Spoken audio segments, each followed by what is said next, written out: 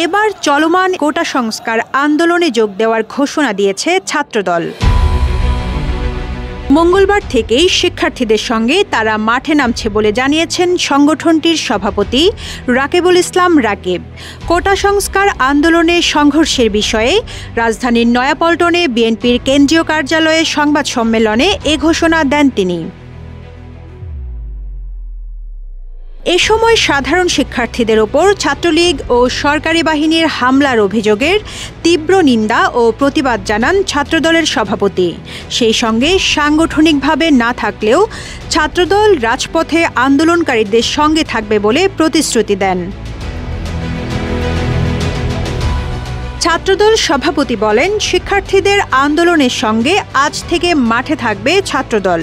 তবে ইস্যু ভিন্ন খাতে যেন না যায়, তাই ছাত্রদলের ব্যানারে নয় বরং সাধারণ শিক্ষার্থীদের ব্যানারে ছাত্রদল কোটা সংস্কার আন্দোলনে থাকবে।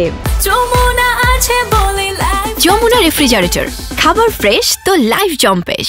ছাত্রদলের সাধারণ সম্পাদক নাসির উদ্দিন নাসির বলেন, প্রধানমন্ত্রীর কটূক্তি ও সাধারণ শিক্ষার্থীদের ওপর ছাত্রলীগের হামলার প্রতিবাদে বুধবার 17 জুলাই দেশের বিভিন্ন ক্যাম্পাসে বিক্ষোভ মিছিল করবে ছাত্রদল। এদিকে গত 14 জুলাই বিকেলে সরকারি চাকরিতে বীর মুক্তিযোদ্ধার নাতি নাতনিরা কোটা সুবিধা পাবে না, তাহলে কি রাজাকারের নাতি নাতনিরা পাবে? এমন মন্তব্য করেন প্রধানমন্ত্রী শেখ হাসিনা। গণভবনে অনুষ্ঠিত সংবাদ সম্মেলনে প্রধানমন্ত্রীর প্রতিক্রিয়ার পর থেকে ফেসবুকে ছড়াতে থাকে আন্দোলনকারীদের রাজাকারের নাতি নাতনি বলেছেন প্রধানমন্ত্রী, যার পরিপ্রেক্ষিতে নিজেকে রাজাকার বলে স্লোগান দিয়ে রাতভর বিক্ষোভ করেন ঢাকা বিশ্ববিদ্যালয়ের শিক্ষার্থীরা।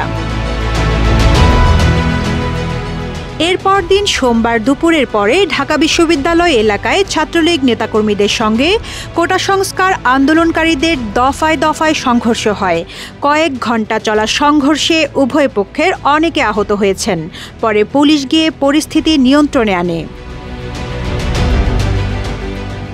কোটা সংস্কার আন্দোলনে বিশ্ববিদ্যালয়ের শিক্ষার্থীদের ওপর হামলার প্রতিবাদে রাজধানীর বিভিন্ন সড়ক আটকে বিক্ষোভ ও প্রতিবাদ সমাবেশ করছেন বেসরকারি বিশ্ববিদ্যালয়ের শিক্ষার্থীরা। মঙ্গলবার সকাল থেকেই রাজধানীর উত্তরার জসিমউদ্দিন মোড়, কুড়িল বিশ্ব রোড, বসুন্ধরা আবাসিক এলাকা, Notun Bazar, Merul Badda, Banani, Gabtoli, Mirpur road, science lab, Dhanmondi 27 নম্বর, মোহাম্মদপুর, শনিরাখড়া ও সাভারের বিরুলিয়া সহ বিভিন্ন পয়েন্টে কোটা সংস্কার আন্দোলনকারীরা সড়ক অবরোধ করেছেন। রিজওয়ানা রিন্তি, ইত্তেফাক।